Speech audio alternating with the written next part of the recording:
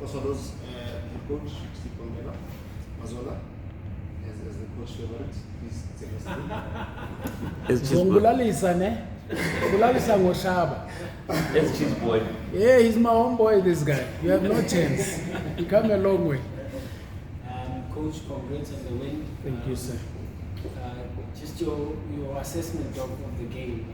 We were saying to Coach Ramovic now, it seemed like the cliche game of two halves. Yeah. But Keegan Phillips did the job. I think you're 100% right. It's actually what I said in the post-match interview, that first half we played, second half we fought. For obvious reasons. I think the amount of time and space they gave us first half in their press, they had Vidal and Mujela, and they were almost withdrawn, pressing from more like your midfield zone, just over our center circle. So it allowed our center backs to come with the ball. And the only thing maybe we could have done better there is to find penetration in the middle. We tried to manipulate by asking Palani to play alongside Mjali and Makubela. Still, it wasn't coming through. But I think one good thing that happened in the first half is how we broke the deadlock. Beautiful goal from Keenan Phillips. But again, it's what they do with training. Because if you remember what happened, it was a throw-in for Galaxy. And then as they threw the ball, we pressed and won possession. Upon winning the ball, then we went to the other side, which then found Keenan through, and then the brilliant run he made. He went on, one-on-one, resilience, and the strike was top. If I were to make a prediction, it's likely to be one of the contenders to be considered for the season goal. Beautiful goal. But then halftime changed, because as soon as we came back, then they made, was it 3 changes? And as soon as they made those changes, then you start to look at, okay, what message are they sending? Then you realize that they wanted to use more wide areas, the speed, Sabombata and that, which then said to you, could it be that maybe they saw that our wing backs were going high and wide, that they could play maybe behind Osam and Keenan Phillips, a result of that goal, obviously. And as soon as they did that, then we realized that, okay, we need to then start thinking otherwise. Let's see how the game unfolds, and unfolded exactly the way it is. And we knew, obviously, that they are more of a direct team. They come direct, the balls drop, even first half, balls dropping behind the defense, and they fighting. As soon as they brought in Nurkovic, then you knew that, okay, now we are in for it. It's going to be a fight. It got worse when they introduced again Ukabuza. Now you're dealing with 2 problems. That they've got wide players, one-on-one looking to cross. And if you look to close wide, then you're stretching the whole team in the center. So you're weakening where they are tremendously strong in Nurkovic and Kabuza. I found that to be a very clever question to ask, to say, if you go out wide because we are now threatening wide, you're weakening the center we had to there. If you compact and then you're trying to protect the center because there's Nurkovic, there's Ukabuza, then you're opening out wide. So it's a question, short winter blanket. But then we had to find an answer to that and said, okay, no problem. Let's introduce then Usipo, so that we can still stay strong central with Usipo, Sibia, Vusi Sibia, Keegan Allen. They will deal with those 2 big boys, which I thought they did very well. And then out wide, still maintain Keenan Phillips, Bongani said, deal with the potential crosses, but also consider the strength in the middle of their striking. And we kept that. A question to you, that how then do you shape up in the midfield and how do you shape up on top? So we had to think and figure it out, which then changed how we played the first half compared to how we played the second half.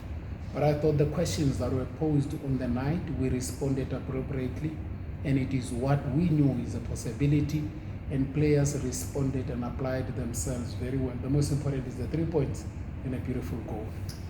Coach, you also made an interesting change, bringing on another CBI brother as well. also interesting fact. I think it's the first time that they were playing together. As Was brothers. that back of your mind as well? I mean, what did you think of? I mean, obviously you work with them on a daily basis. You see what they can offer. The other one getting one a bit age, having also been a stalwart of the club. They have different strengths. There's a point where when one was more like quiet and normal without any pressure of thought, where you said, I wonder how could it be if you were to have Vusi Sibiya playing no Sipho, two brothers playing central. It is historic, it's beautiful. And also you depending on the chemistry and the brotherhood that is not only in the sharing of the trade, but also in the blood that ended. No. So the brothers working together, the tone and the fight, I thought of it. But when it happened today, it did not happen because it was intentional. It was more circumstantial. Circumstances called for that. Because we knew Udu Sipho is very strong in the air and he can clear balls. And there's going to be a lot of aerial balls coming. And then Vusi did a tremendous job against Mujela. Mujela is not easy to mark.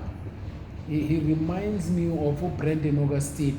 Short as he is, he's a hustler. 1 minute he's here, the other minute.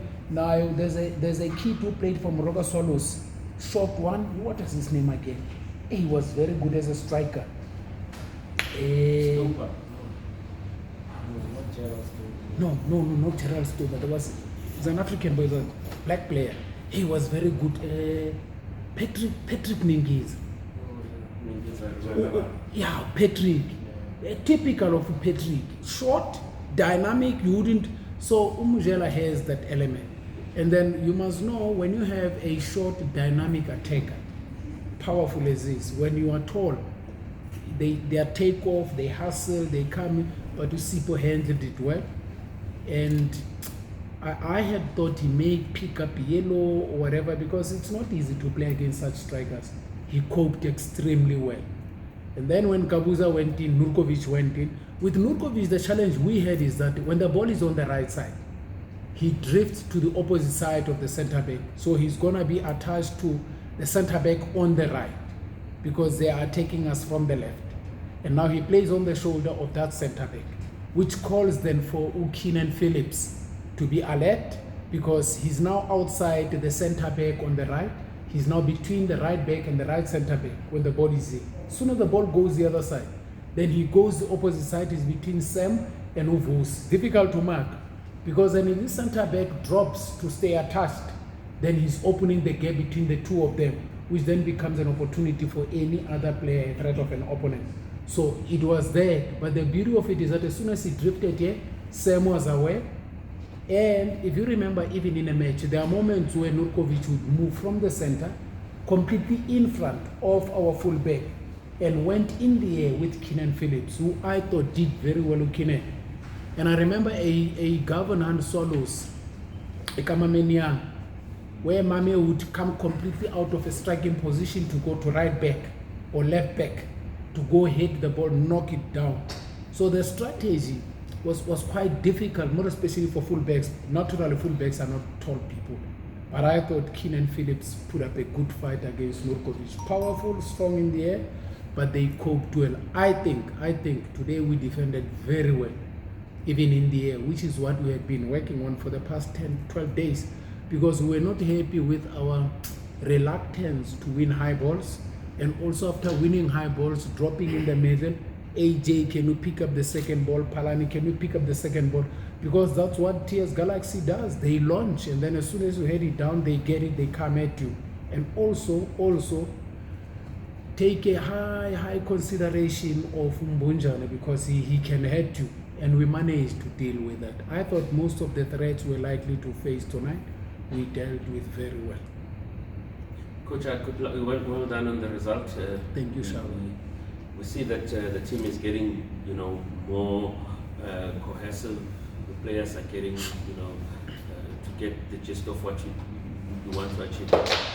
I'm just looking at the break that is coming, international break. What is it that Coach Steve wants to work on to finalize some few touches here and there on this project for this season? The PSL is just complex in the sense that there's maybe 1 or 2 or 3 teams that build from the back and they play more of your possession-based type of football.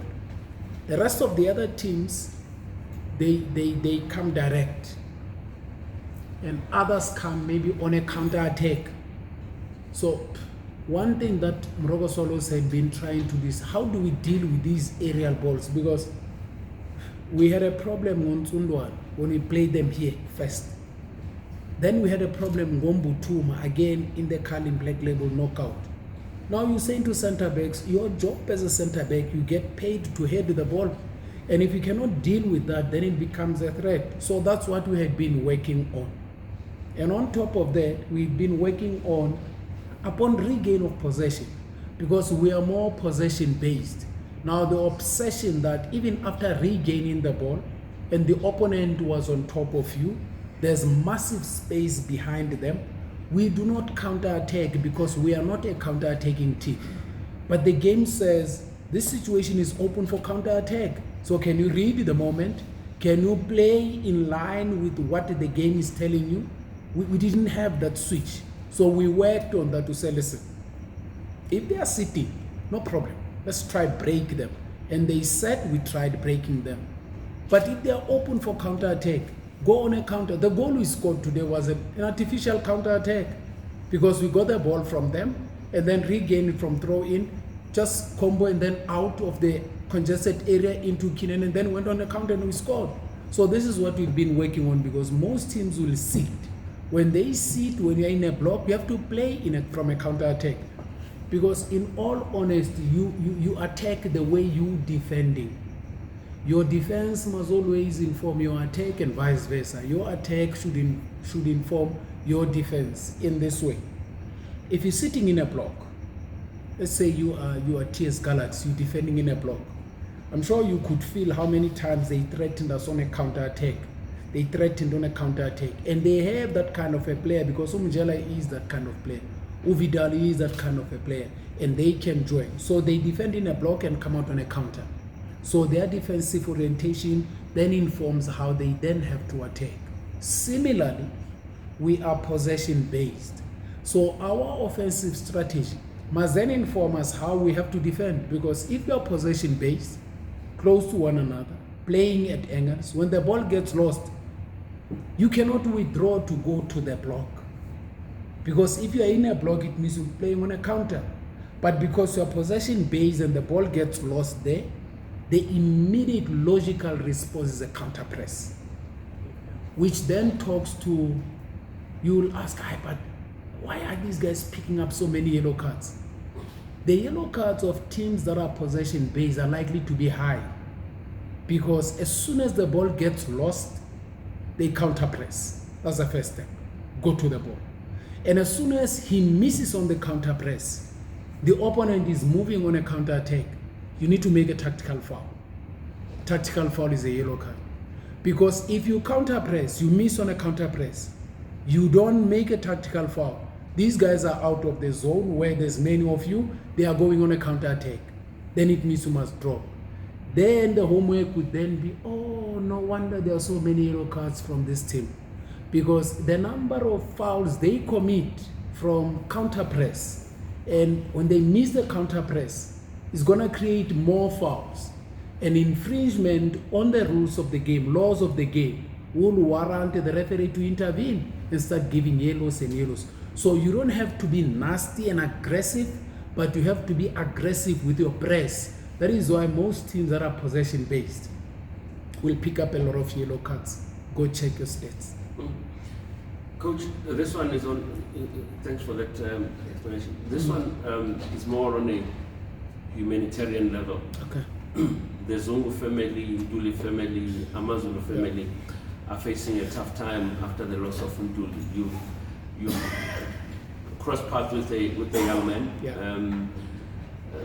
What is it that Steve Komphela has probably said, or has sent a message, has spoken to them, and what do you make of the situation? If you were to speak to the families that I've mentioned. It's a tough one, Shaba, to be honest. Listen, whether it's one life, whether it's half a life, whether it's 20 lives, any life lost is not worth measuring. It's a life lost. I remember as soon as that happened, then we spoke from the club to say, listen, there's this tragedy that happened with AmaZulu. Obviously, there has to be an official statement coming through. And you have to be then so disciplined and packaged enough to say, this has to come as an official position of the club, which they did, and a whole lot of other teams in the PSA. What one then does, you just keep tracking, talking to the people who are very close to Bongani and all that. Because Utumsani Zuma, he gave me a call as soon as the tragedy struck, and he was quite touched. And then he said to me, listen, I've been living with this guy. Even when I was in Durban, we shared a lot together. He's more of a brother to me, and this is what happened. And Dumi is not the kind of person who talks a lot. If Dumi can spend 2 minutes with you engaging in any subject you're lucky, we spent 15 minutes. And we had to talk about it. Then he told me that, Steve, if this guy is not of a man who engages a lot in lengthy talks, and now he spends 15 minutes with you over the phone explaining how painful this is to him, it means a lot. And we had to agree that, listen, you let us know what programs are in line, and we support everything that we wish to see happen with regards to putting Ubongi to a respectable barrier. So it is at that line, you're dealing with people abalapa and hoping the family will remain strong. And for football as well, we lost. As I said, irrespective age, irrespective time, irrespective number, death cannot be measured. But the guy was it was just too early, man. And a life lost at that age. The guy was intelligent, was smart, you could see, just got married, and a bright future was awaiting. He could have added amazing value to AmaZulu as a football club, because he's played the game, he's got the experience, he's got the stature and the profile. Maybe the Zungus would have benefited from the contribution he would be bringing it on the table as a member of family, as an in-law, as a son. But unfortunately, they lost that. May his soul rest in peace. And football in South Africa as well. I read a piece from Madlala in Durban, Ujuk. Apparently they ran a story about Ubongi. The season 2019-2020, he literally carried AmaZulu. You guys are experts. Now with that, and I'm getting like chills, I'm just getting goosebumps when I say that. It tells you about the man's contribution in this world. And such contributions will always be appreciated. Ubongi as a player, you know when you play against him, you'll never get that ball. As soon as it comes, you're behind him, Kofa. He's gonna get the ball, turn with it, and pass teammates, and his contribution was clear. Maybe like Tupac, those who do great contribution to society and life, they live less.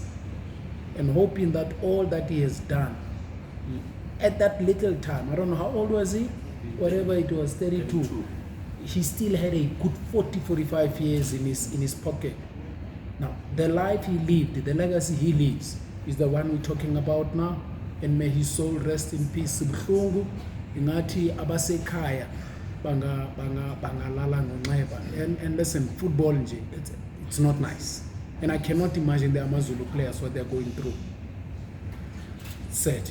I must give credit to your team, your media team. I saw your team list on the socials. Yeah, this picture. it had that. That was quite a beautiful touch. That's how it is.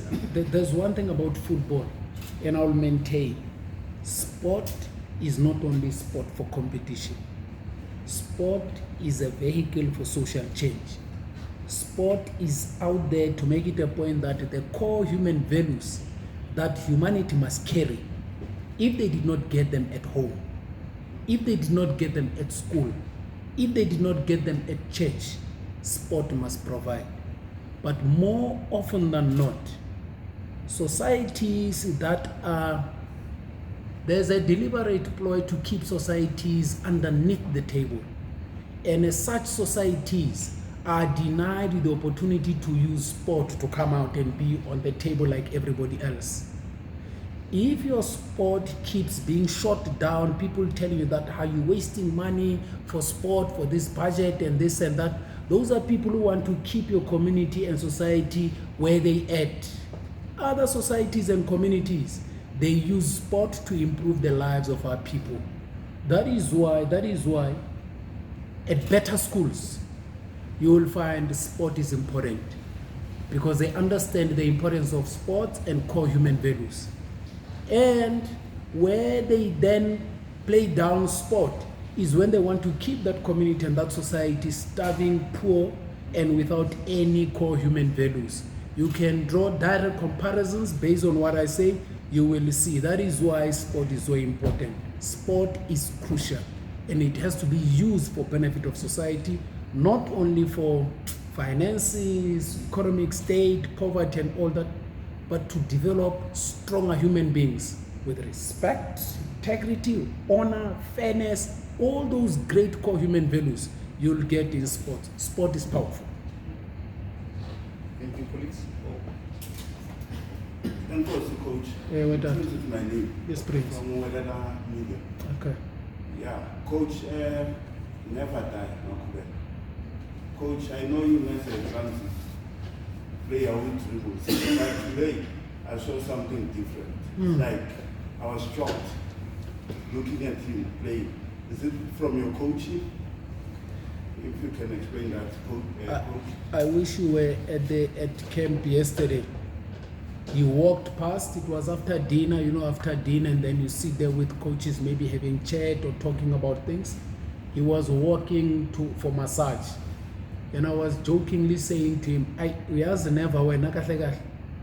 Mangahlangana nawe estradeni nje uhamba bathi nangu umuntu umsign. Oh, I'm not going to sign that player. Mawubheka nje amboni ngathi uyagodola, it's like he's cold nje like that. But oh boy, put him on the field. Now these are some of the things that sometimes appearances are very deceptive. So if the never you knew is the one you never saw here, then he has shown you that all that you thought you knew about him is not right. Here's a better version of him. He's got amazing ability, but one thing that I want him to improve, he must start scoring, man. Ball again, where they played, he was supposed to control the ball and tap it in. He doesn't want to score. He runs like a dog. He's got amazing lung capacity. He will tackle, he will read the game, he understands the game. But the contribution I get today, which is why at some point we had to pull him out. Begase's win. Me, I could never die. Look at the contribution Kamchal. He was something else as well.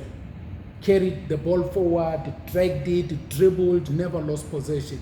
Yeah, Kamchal, look at Upara, look at AJ. He even had to come out because the game was starting to tell, hey, you need fresh legs. Forget Labo, look at Vus, even Keegan Allen, look at Agbe, he collected. I thought the team performed extremely well. But yes, even specifically referring to Makuel, he's something else. And he's growing, he's learning. Because he was at Orlando Pirates, then he went to Golden Arrows, and then he almost stayed without a job up until Morocco Swallows said, okay, let's give you the opportunity. And sometimes you have to go through hell to understand the difference between hell and heaven.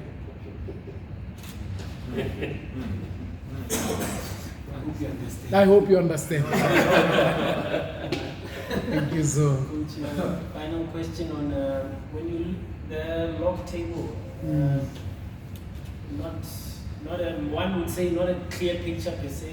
That one 8 games, 9 games here, 11, 12 games. Yes. But on the back of this win, on Saturday and then the FIFA break, what's your take? We're looking at the points tally and start doing your calculations and arithmetic based on the available stats, data says, and then possibly this would be. We are at 17 points after how many matches? 9. Making 3 points would mean 20 points after 10 matches. which is exactly what we discussed when we were at the press conference of the Cullen Black Label knockout. When there was a lengthy response from my side, somebody was asking me about a review, the season and all that. I had to break down what we did pre-season and all that. So we are in line with those objectives of 2 points a match. And 2 points a match would take us to 60.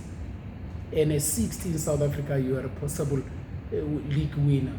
However, Sundowns has taken the bar even higher. So we are there.